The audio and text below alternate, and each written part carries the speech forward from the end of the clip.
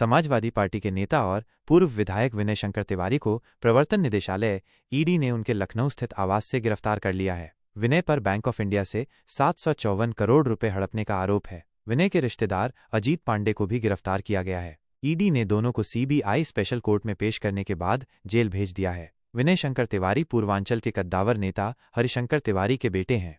ED ने विनय शंकर तिवारी की company Gangotri enterprises के लखनऊ, नोएडा, गोरखपुर, मुंबई और दिल्ली के 10 ठिकानों पर छापा मारा था। ईडी ने 18 मार्च को गंगोत्री इंटरप्राइजेज की 30.86 करोड़ रुपए की 12 प्रॉपर्टी अटैच की थी। विनय शंकर के भाई कुशल शंकर तिवारी ने कहा कि ये कार्रवाई राजनीतिक द्वेष के तहत की जा रही है। उन्होंने कहा कि ईडी को उनके घर से एक कागज का टुकड़ा भी नहीं मिला है। कुशल तिवारी ने कहा कि सरकार का ये रवैया निंदनीय है।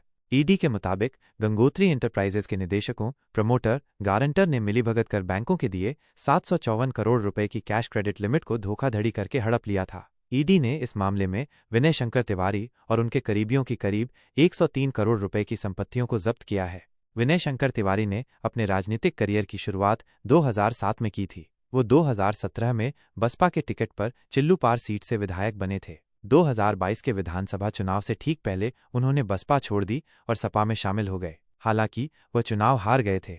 विनय शंकर के भाई कुशल शंकर तिवारी ने कहा, एक कागज का टुकड़ा भी नहीं मिला। अगर ये सरकारी मुलाजिम है तो सम्मान करते हैं, लेकिन इस तरह बेवजह दबाव बनाना लोकतंत्र के खिलाफ है। सरकार के इशारे पर यह सब हो रहा है। सरकार का ये रवैया निंदनीय है। सुबह 6 गाड़ियों से टीम पहुंची थी। ईडी ने विनय शंकर तिवारी और अजीत पांडे को सीबीआई स्पेशल कोर्ट में पेश करने के बाद जेल भेज दिया है। साजिशन किया जा रहा है। आप लोग भी तो मतलब पढ़े लिखे हैं, सारी चीज देख रहे हैं रोजमर्रा का। छापामारी में अगर कोई बरामद हो, कोई चीज इस तरह की हो, आपत्तिजनक कोई मतलब रवैया रहा हो, तब तो उसके बारे में कहा जा सकता है। ईडी खुद एक पक्षकार है और उसके बाद न्यायालय में सारी चीजें हैं, तो ईडी को अपना अधिकार ही नहीं है कि मतलब इस तरह का वो करने का।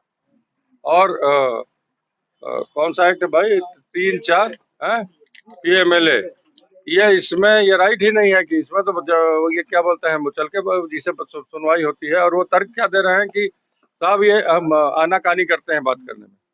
आनाकानी आप वहाँ रिपोर्ट करिए, जज बताएगा। हम कह रहे हैं आपने जब बुलाया तब आपके यहाँ, जब चाह रहे हैं तब आप यहाँ घुस जा रहे हैं।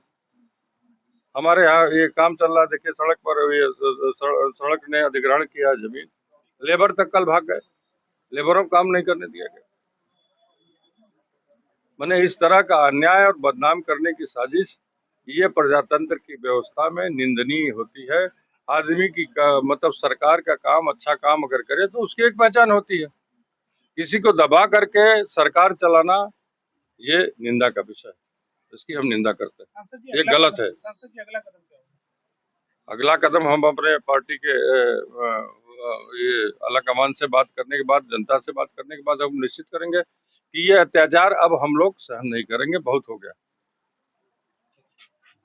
तिवारी हाता या उनके अन्य ठिकानों पर जो छापेमारी की गई है उसका औचित्य क्या है, क्या उनकी देनदारी है और क्या सरकार द्वारा लेना है, ये भी तय होना चाहिए। देखिए, ब्राह्मण समाज हो या कुछ भी हो, पहली चीज़ तो ये है कि पूर्वाग्रह से ग्रसित हो करके उनके घर पे छापेमारी करना, जेलों में भेजना, यह किसी भी प्रकार से न्यायोचित नहीं कहा जा सकता है। यह किसी समाज से जोड़ कर ना देखा जाए, बल्कि राजनीतिक दुर्भावना जो इसमें जो उसकी दुर्गंध आ रही है वो साफ दिखाई दे रही है। जो ऐसा नहीं होना चाहिए, जो न्यायोचित हो वो कदम सरकार को उठाना चाहिए। लेकिन देखा ईडी की छापेमारी में कई सारे दस्तावेज भी बरामद हुए, इस पर आपका क्या कहना है? अब सरकार के द्वारा कहा जा रहा है कि दस्तावेज बरामद हुई, जबकि पक्ष ये कह रहा कि हमारे यहाँ से कोई कागज नहीं मिला। यह तो जांच का विषय है। जांच में सरकार को जो मिलता है या जो न्यायोचित हो वो होना चाहिए। अभी लगातार धरना प्रदर्शन किया जा रहा है और आगे किस प्रकार से ये संदेश दिया जा रहा है कि जिस धरना प्रदर्शन के माध्यम से? धरना प्रदर्शन लोकतंत्र का एक जीवंत माध्यम है और जिस प्रकार से यह सरकार कार्य कर रही है, निश्चित रूप से यह पूर्वाग्रह से ग्रसित है। सरकार के अंदर रहने वाले लोग जो भ्रष्टाचार में संलिप्त हैं, उस पर सरकार के द्वारा कोई कार्रवाई न किया जाना, यह इस पे संदेह उत्पन्न करता है। अगर आप बहुत ही निष्पक्ष हैं, यदि निष्पक्ष पूर्वक कोई भी कार्य करते हैं तो भ्रष्टाचार में जो भी संलिप्त है उस पर कार्रवाई की जाए। किसी विशेष जात समुदाय या आपका विरोधी है उस पर यदि आप कार्रवाई करते हैं तो यह स्वस्थ लोकतंत्र के लिए शुभ नहीं माना जाएगा। क्या नाम है आपका? भोलानाथ शुक्ला, समाजवादी शिक्षक सभा गोरखपुर।